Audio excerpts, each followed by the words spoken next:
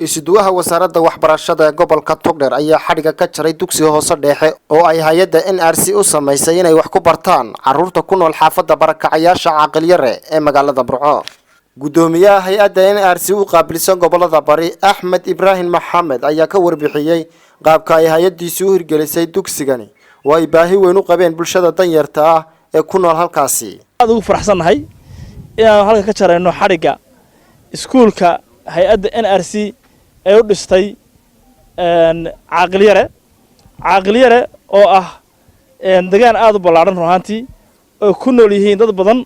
oo ah dadkii hore ugu barakacay ama abaaraha ama colaadii hore oo ku soo xirooday aan haysan wax hooy ah oo waxbarasho oo rasmi ah hay'adda NRC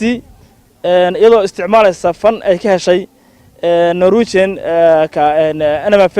wasaaradda arrimaha dibadda ee Norway ayaan halka waxaan ku hirgelinay iskuul ka kooban laba class oo waaweyn xafiis stood iyo adeegyada kala sida mas'uulaha oo kale ardaydan faraha badan ee halka fadhida ee arkaysaan dhamaantood waa arday wax ku dhiganaysay meel aan rasmi ahayn ama dhir hoose ha noqoto ama meel kale ha noqoto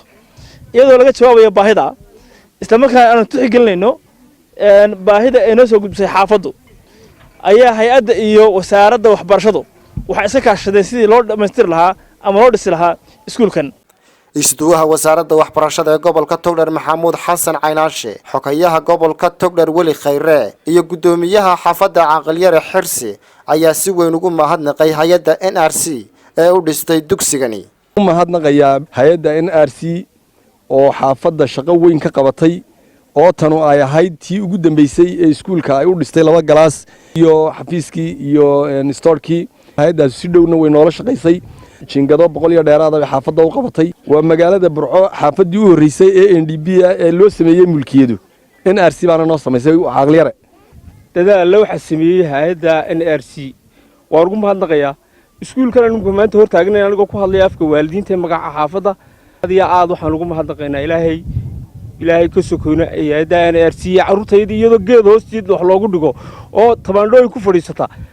dee maanta mulkiga ka dhistay aniga farxad gaar ah bay tahay in maanta aan kala wareego oo si rasmi ah dhismihii iyo galaasyadii loo dhisay xaafadda Caaqil Yare inaan hay'adda NRC kala wareego ana wasaaraddii matalaya hanti wasaaraddu leedahay oo ummadda loogu adeegayo oo dhammaystiran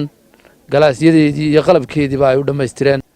oo wasaaradda iyo xaafaddanba si dhow ula shaqaysa tacab badanna gelisay iyadana aad iyo aad baan ugu mahadnaqayaa. marka hore waxaan doonaynaa inaan u mahadnaqno